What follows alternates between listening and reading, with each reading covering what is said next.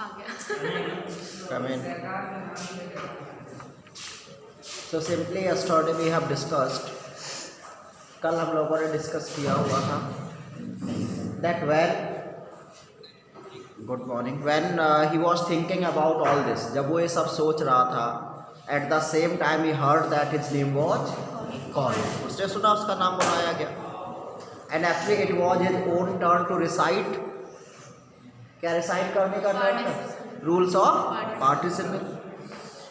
Yes, participle के rule recite करने का उसका टर्न था और कहता I did my best just to speak up the rules of participle just in a clear and loud tone without any mistake. मैंने कोशिश की बिल्कुल क्लियर टोन में बिना किसी मिस्टेक के रूल सुनाऊंगा, but what happened? I got mix up in the very first word. Pranshu, what I got mixed up in a very first word. लेकिन कहता हुआ क्या, पहले ही वर्ड में मैं मिक्सअप कर गया. And now I stood there by keeping my head down and by holding my desk. And then I again heard M. Hamill say to me, तो मैंने फिर से सुना M. Hamill ने क्या कहा, that I wouldn't scold you little friend because you are feeling bad enough. तो पहले ही बहुत बुरा लग रहा, आज मैं डांटूंगा नहीं, but I would tell you why it happens. लेकिन ये जरूर बताऊंगा ऐसा हुआ क्यों. That though it is your last lesson but you didn't know how to even read and write. और वो क्यों हुआ? Because every day you all said to yourself, daily आप सबने अपने आप से क्या कहा, वाह I have plenty of time, I will learn it tomorrow, I will learn it tomorrow. And just because of this thinking now you can see where you have come out. And now you have given a special right. और किसको right they दिया है आपने? Yes, Germans को. और क्या right they दिया है जर्मन्स को? What they would ask to you, क्या कहेंगे आपसे? Yes, you are not a French man, you are pretending to be a French man. तो उसने कहा but poor French you are not the worst, सबसे बुरे तुम ही नहीं. We all have a great deal to reproach ourself. हम सब कहीं ना कहीं रिस्पॉन्सिबल है इसके लिए. लेकिन तुम लोगों की गलती क्या है स्टूडेंट्स की, कि आपने पढ़ाई कल पर छोड़ी. After that your parents they are not anxious enough to send you school. वो आपको स्कूल भेजना नहीं चाहते. They wanted to send you in big firms and factories so that you could earn money. And आप yes earn money. And after that he blamed to, किसको blame किया था इसके बाद? Yes, himself. हाँ, उसने हिमसेल्फ अपने आप को कहा. उसने because a number of time I ask you to water my plants या flowers and whenever I wanted to go for yes fishing I gave you holiday, तब मैंने आपको छुट्टी दी. After that in this way one topic to another, ultimately started discussing on French language. और French language के बाद क्या कहा था उसने फ्रेंच लैंग्वेज को? Yes, it is the most beautiful, most logical and most clearest language of the world. ये संसार की सबसे ब्यूटीफुल, सबसे लॉजिकल, सबसे क्लियर लैंग्वेज है. And that's why we must guard it and never forget it. इसीलिए हमें गार्ड करना और भूलना नहीं. Because when a person is enslaved, और फिर किसने कहा था, क्योंकि जब एक व्यक्ति को गुलाम बना लिया जाता है, till the time he hold his language, जब तक उसके पास उसकी लैंग्वेज होती, it seems as if he had the key of his freedom, जैसे उसके पास उसकी स्वतंत्रता की चाबी हो. And then ultimately he open the lesson of grammar का लेसन निकाला and he taught. And I was surprised. And why I was surprised? Because today I understood everything. हाँ, सब कुछ समझ में आ गया. Whatever he was teaching seemed to me very easy, बहुत ईजी लग रहा था. तो मुझे लगा either I have never listened so carefully और he has never explain with so much patience. या तो मैंने आज तक ध्यान से सुना नहीं, या तो आज तक सर ने इतने पेशेंसली अच्छे से पढ़ाया नहीं. Whatever the reason, I understood my last lesson very nicely. और वो इतने अच्छे से पढ़ा रहे थे, seems as if he wanted to give us all the knowledge just in a single stroke. जैसा लग रहा था एक दिन में वो हम सबको जो भी नॉलेज उनके पास थी वो देना चाह रहे थे। यहाँ तक हम लोगों ने कर लिया था, ठीक है। इसके बाद अब करेंगे and after the grammar we had a lesson in writing. From here we have to start. Got it बेटा? मिल गया सबको? Okay. After the grammar we had a lesson in writing. जैसे गांव में देखा होगा ना बेटा, द प्राइमरी स्कूल होता है, एक ही टीचर होंगे दो, और वो क्या करेगा, सारे क्लासेस पढ़ाएगा और सारे सब्जेक्ट्स भी पढ़ाता है। तो यही यहाँ पे था, प्राइमरी स्कूल ही तो था गांव का। So after the grammar it was the period of history. क्या? राइटिंग का पीरियड आया। तो ग्रामर के बाद किसका पीरियड आया? राइटिंग का पीरियड आया। And that day M. Hamill had new copies for us, and on that day M. Hamill had brought new notebooks for all the students. जितने भी स्टूडेंट्स थे सबके लिए वो नई नोटबुक्स लेकर आए थे।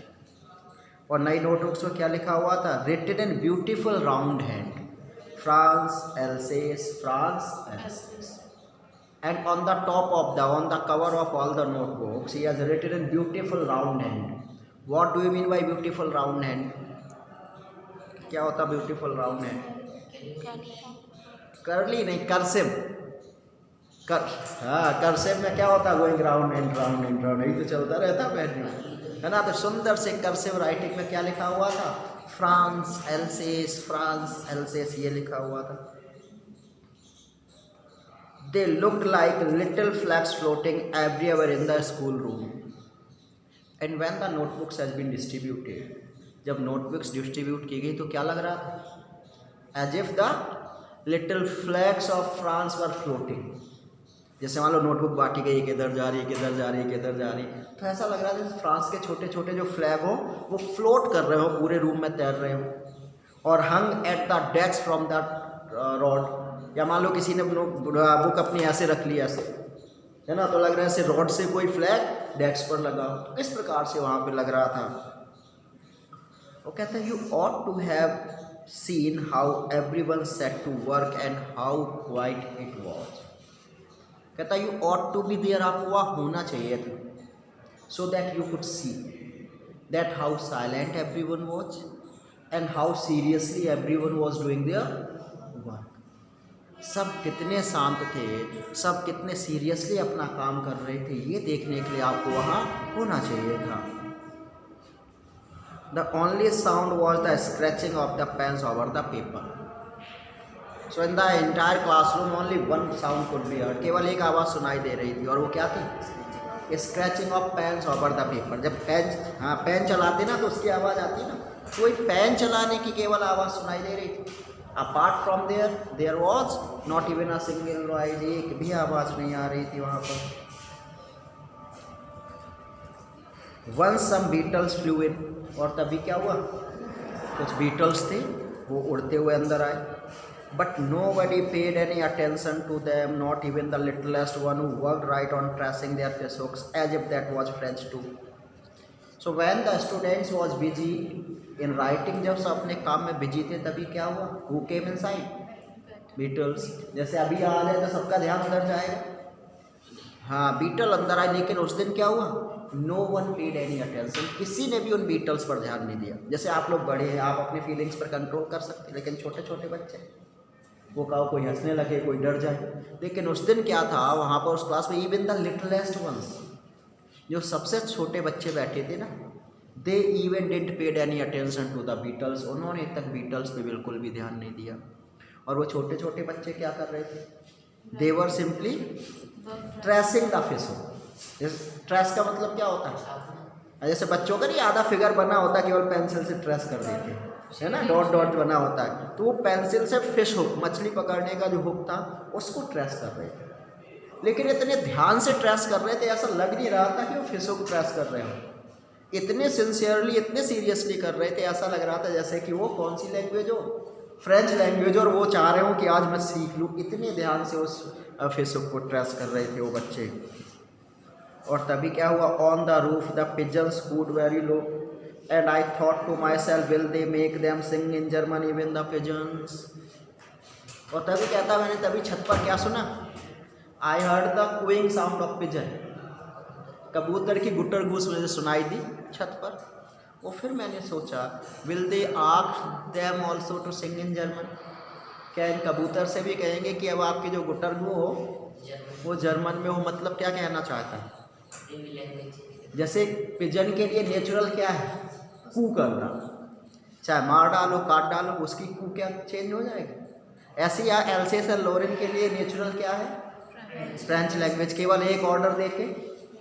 तो जैसे क्या, जैसे इन पिजन के लिए नेचुरल क्या है, कू करना, उसको नहीं बदला जा सकता। वैसे ही फ्रेंच और एल्सेस और लोरेन के लोगों के लिए नेचुरल क्या है, फ्रेंच लैंग्वेज, एक ऑर्डर के द्वारा इसको चेंज नहीं किया जा सकता है। Yes,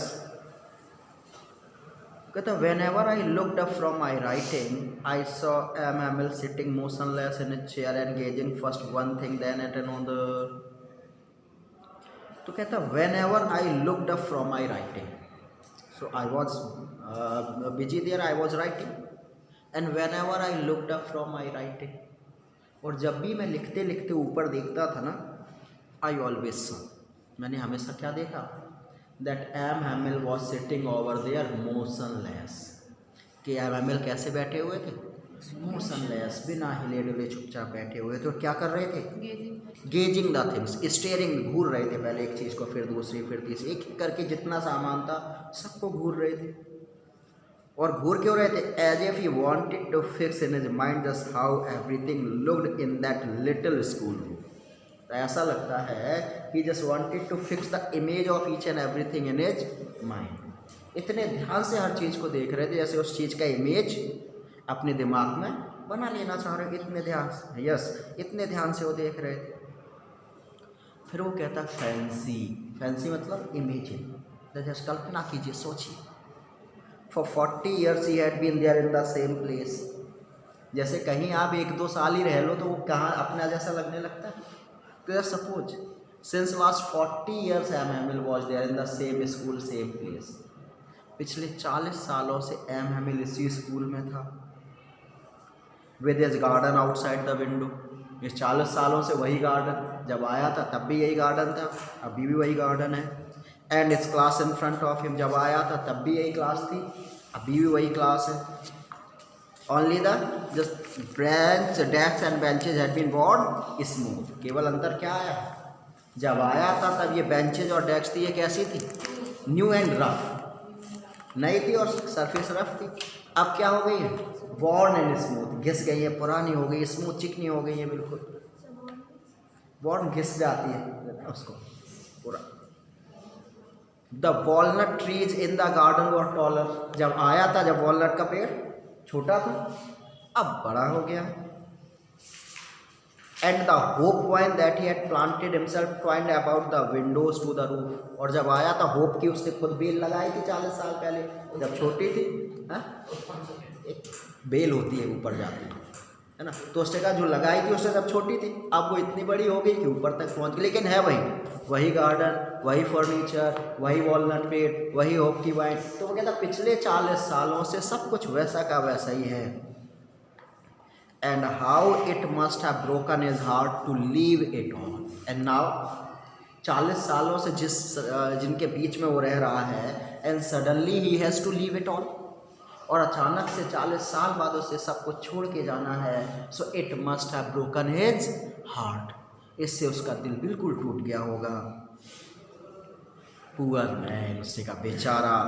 to hear his sister moving about in the room above packing their trunks. और तभी छत से क्या कुछ भी खिसकाने की आवाज़ सुनाई दी, तो वो समझ गया कि हैमिल की सिस्टर क्या कर रही है, पैकिंग कर रही है। वो ट्रंक्स बक्से हैं उसको इधर उधर खिसका रही हैं। इसका मतलब ये हुआ for they must leave the country next day, कि अगले दिन उन्हें क्या छोड़ के जाना है, कंट्री छोड़ के जाना है, क्योंकि अगले दिन से पूरी तरीके से क्या बन जाना है, जर्मन बन जाना। और उसे कहाँ जाना है, फ्रांस। वो फ्रेंच टीचर है, फ्रांस में जाएगा, तो इसका मतलब कि उसे अगले दिन ये कंट्री छोड़ कर जाना है। But he had the courage to hear every lesson to the very last. So though it was his last lesson, though he was very sad and upset, but still he had a strength to teach each and every lesson. लेकिन फिर भी उसमें इतनी strength थी कि उसने सारे chapters पढ़ाए। After the writing we had a lesson in history. Writing के बाद किसका पीरियड आया? हिस्ट्री का पीरियड आया। And then the baby chanted their ba be bi bo bu like that. छोटे छोटे बच्चे ऐसे नहीं, आप छोटे में ओरल करते थे, है ना, कि एक इधर खड़ा हो गया, उसने कहा 2 1 जा 2, फिर पूरा एक रिदम में चलता था 2 1 जा 2, है ना। तो ऐसे वहाँ पे हिस्ट्री का पीरियड आया और छोटे बच्चे ने बा बेबी बोबू इनको इन लेटर्स को प्रोनाउंशिएट करना शुरू करा। Down there at the back of the room old Hauser had put on his spectacles and holding his primer in both hands spelled the letters with him. तो पीछे जो बूढ़ा हाउसर बैठा था उसने क्या करा? He had put on his specs, उसने अपना चश्मा निकाल लगाया, hold his primary level book in his hands, उस बुक को अपने हाथ में पकड़ा, and he started pronunciating the letters with them, और वो भी उन बच्चों के साथ उन लेटर्स को बोल रहा था। You could see that he too was crying. कह रहा आपको भी वहाँ होना चाहिए था ये देखने के लिए कि वो भी क्या कर रहा था। He too was crying, कि वो भी रो रहा था। His voice trembled with emotion. और जब हमें रोना आ रहा होता तो आवाज़ कैसी निकलती? भर्राई हुई कांपती हुई निकलती ना, तो उसकी आवाज़ कांप रही थी। And it was so funny to hear him that we all wanted to laugh and cry. Means जब उसकी उस कांपती हुई आवाज़ को सुन रहे थे, so it seemed to us very funny that we wanted to laugh. इतनी फ़नी लग रही थी कि सब हम हंसना चाह रहे थे। But the circumstances was like that, लेकिन परिस्थितियाँ ऐसी थी कि हम सब रोना चाह रहे थे, लेकिन ना तो अब हम हंस पा रहे थे और ना ही अब हम रो पा रहे थे। How well I remember it that last lesson. लेकिन कहता जो मेरा लास्ट लेसन था वो मुझे बहुत अच्छे से याद रहा। All at once the church clock struck 12. और तभी क्या हुआ? चर्च की जो घंटी बजी थी उसने कितने बजे का इंडिकेशन किया? 12 बजे का इंडिकेशन किया। Then the Angelus, उसके बाद जो एंजुलस ऊपर घंटी बजी थी वो बजी। At the same moment the trumpets of the Persian, तभी पर्सियन सोल्जर ने क्या बजाया? ट्रम्पेट बजाया अपना, है ना। और इसका मतलब था रिटर्निंग फ्रॉम ड्रिल, कि उनकी ड्रिलिंग ओवर होने का समय हो गया था, उनके ड्रिल घर से वापस आना था। साउंडेड अंडर आ विंडो, खिड़की से होते सारी आवाज़ें हमें सुनाई दी। इसका मतलब क्या था? That this is the time to get over the school also, कि स्कूल के भी ओवर होने का समय हो गया था। MML हिस्टोरा, MML खड़े हो गए, वेरी पेल, और कैसे दिखाई दे रहे थे? वेरी पेल, पेल से मतलब दुखी, पीले से तब बहुत दुखी दिखाई दे रहे थे। इन चेयर, अपने चेयर पर खड़े हुए। I never saw him look so tall, और आज जब खड़े हुए तो मुझे बहुत ही लंबे दिख रहे थे। आज तक इतने टॉल कभी नहीं दिखे यार। टॉल से मतलब क्या? ग्रेट भी सिंपली। आज तक हमें क्या लगते हैं? सन की। आज पता चला कि वो कितने महान थे। माई फ्रेंड्स सैड ही, और उन्होंने कहना शुरू किया my friends. I but something choked him. उनके बाद आई बोल पाए। कभी कभी नहीं, जब रोना आ रहा होता तो हम बात नहीं करते, क्योंकि लगता है अगर बोला तो बोलने के साथ क्या हो जाएगा? रोना आ जाएगा। तो ये हुआ, उनका गला इतना भरा हुआ था दैट वो केवल आई बोल पाए। इसके बाद क्या हुआ? बट समथिंग चोक्ड हिम, कुछ ऐसा था जिसने गले में रोक लिया उसे। And he could not go on, वो बोल नहीं पाया। Means he was feeling depress, he was very disappointed and he wanted to cry. तो कहीं रोना आ जाए इसलिए बोला नहीं, बल्कि क्या किया? Then he turned to the blackboard, took a piece of chalk and bearing on with all his might, he wrote as large as he could. फिर वो ब्लैक बोर्ड की तरफ टर्न हुए, हाथ में चौक का टुकड़ा लिया और पूरी ताकत लगा के जितने बड़े बड़े लेटर्स में लिख सकते थे उतने बड़े बड़े लेटर्स में क्या लिखा बोर्ड पर? वाइवा ला फ्रांस, मतलब लिव लॉन्ग फ्रांस। बड़े बड़े लेटर्स में उन्होंने बोर्ड पर लिख दिया live long France. Then he stopped, इसके बाद उन्होंने लिखना बंद कर दिया। And leaned his head against the wall, अब ये बच्चों की तरफ नहीं देखा, अपना सर वही दीवार की तरफ झुका लिया। एंड विदाउट अ वर्ड, बिना कुछ बोले हुए, he made a gesture to us with his hand, इस हाथ के इशारे से हम सबसे क्या कहा? School is dismissed, you may go, school खत्म हुआ, अब आप सब जा सकते हैं। So in this way MML has completed his last lesson and we have completed our first lesson, है ना, हमारा फर्स्ट और एमएमएल का लास्ट लेसन कंप्लीट हो गया। अब अगर यहाँ तक